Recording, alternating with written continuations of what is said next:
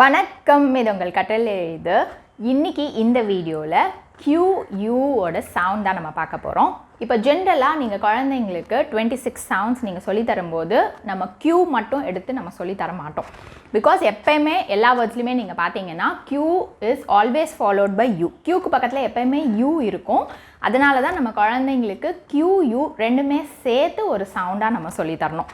இப்போது QUவோட சவுண்ட் எப்படி ஈஸியாக சொல்லி தரலாம் அப்படின்னு பார்த்தீங்கன்னா, QUவோட சவுண்ட் குவ. இதை எப்படி ஈஸியாக குழந்தைங்களுக்கு சொல்லித்தரலாம் அப்படின்னு பார்த்தீங்கன்னா, கேயோட சவுண்ட் அண்ட் டபிள்யூவோட சவுண்ட், இந்த ரெண்டு சவுண்டையுமே ஜாயின் பண்ணால் நம்மளுக்கு QUவோட சவுண்ட் நம்மளுக்கு கிடச்சிரும். கேயோட சவுண்ட் க அண்ட் டபிள்யூவோட சவுண்ட் வ. இது ரெண்டுமே ஜாயின் பண்ணி பாருங்கள், குவ. இதுதான் QUவோட சவுண்ட். As in queen, quack. இப்போ நீங்கள் 26 சவுண்ட்ஸ் நம்ம சொல்லித்தரும்போது இந்த QU இதை நீங்கள் லாஸ்ட்டில் நீங்கள் சொல்லித்தரலாம். 25 சவுண்ட்ஸ் எல்லா சவுண்ட்ஸுமே முடிச்சுட்டு அதுக்கப்புறமா நீங்கள் லாஸ்ட்டாக இந்த சவுண்ட் சொல்லித்தரும்போது ஈஸியாக இருக்கும். ஏன்னா அவங்களுக்கு கேயோட சவுண்டும் தெரியும், டபிள்யூவோட சவுண்டும் தெரியும்.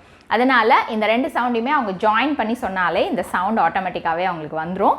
அதனால் எப்போயுமே கே முடிச்சுட்டு டபிள்யூலாம் முடிச்சுட்டு எல்லா 25 சவுண்ட்ஸும் முடிச்சிருங்க. அதுக்கப்புறம் லாஸ்ட்டாக இந்த QU இதை சொல்லித்தரலாம். இந்த வீடியோ உங்களுக்கு யூஸ்ஃபுல்லாக இருந்திருக்கும்னு நினைக்கிறேன். இந்த வீடியோ பிடிச்சிருந்ததுன்னா லைக் பண்ணுங்கள், ஷேர் பண்ணுங்கள், சப்ஸ்கிரைப் பண்ணுங்கள் அண்ட் கூடவே பெல் பட்டன் கிளிக் பண்ணுங்கள். ஸோ தட் என்னோடய வீடியோஸ் எல்லாம் நீங்கள் மிஸ் பண்ணாமல் பார்க்கலாம்.